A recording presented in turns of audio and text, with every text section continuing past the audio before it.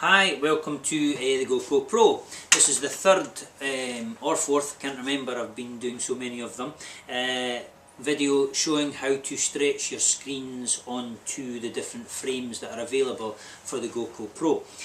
The first one we showed, which is on one of the other videos, is the clip frame. Really easy, very quick, and ideal for shorter run material. Although having said that, we can get 100 t-shirts or something out of them when we try.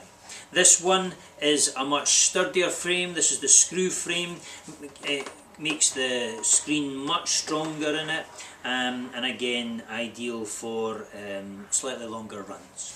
The last frame we're going to do today is the high tension frame, and as the name suggests, we can tension the film much higher. The difference with this one and all the other frames, you put the shiny side of the film down.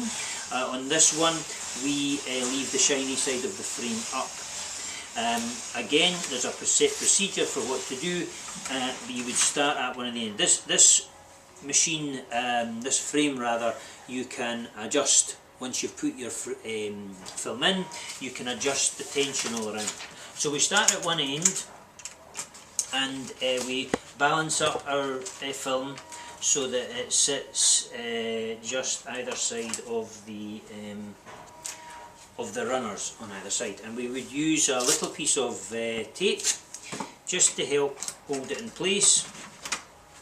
We then go to the bottom. This film that we are using here today is perhaps just a little bit long, but that's not a problem because we can just turn it over, and that will actually give us a slightly stronger grip at the one end of the frame.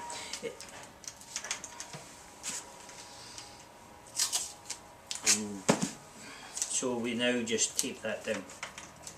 So we now have our film. We've checked that it's either side of our frames, and we've clipped in the top and the bottom. So we start on the one end and we drop this over, and we drop the other one over. On the end there's little grabber clips which are quite tight, and we just use a flat screwdriver to clip these in. You may not be able to see that too easily. I'll turn this round, and we just clip these in. We don't worry about the sides at this stage. I'm doing this one upside down. We just clip these in. So we've now got our material locked into the frame. On this, there's fixed nuts on the one end of the frame, and on the other end there's screws, and we can then tension this. On the sides of the frame are adjustment bars, and you can see which way you're adjusting your screen. Having said that, all we're going to do is we're just going to tighten them up to make sure that the screen gets a nice strong tension. When you clip these down, there's little teeth that eat up into the film and give it a really good strong grip.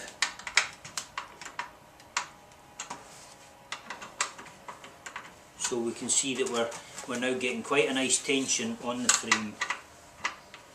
Just a little bit more.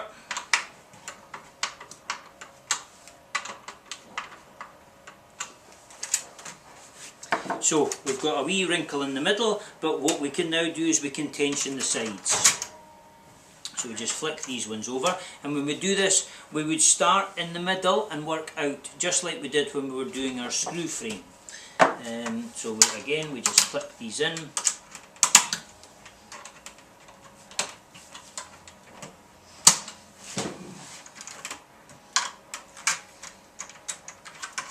Actually, what you should do, oops,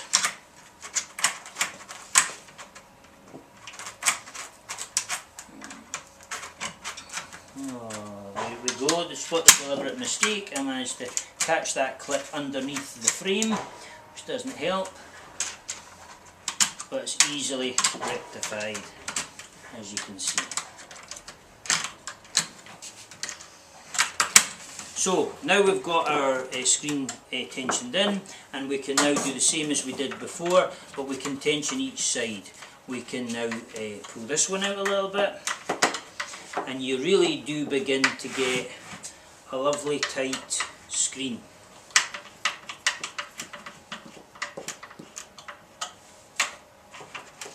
This screen, because of the tension and because of the positioning, the screen won't move once you've set it all up. It can stay in here for quite a long time, and it's probably as comparable to traditional screens as you can get. It will run a large number of prints from it. It will stay taut, and the beauty as well, if it does slacken off a little bit, you can go back in and you can just tweak it and tighten it up a little bit again, which is very, very handy. So there you go. That's our frame. On here we've got a lovely watch design, which is actually on our Facebook page. You can check it out there. Amazing bit of print.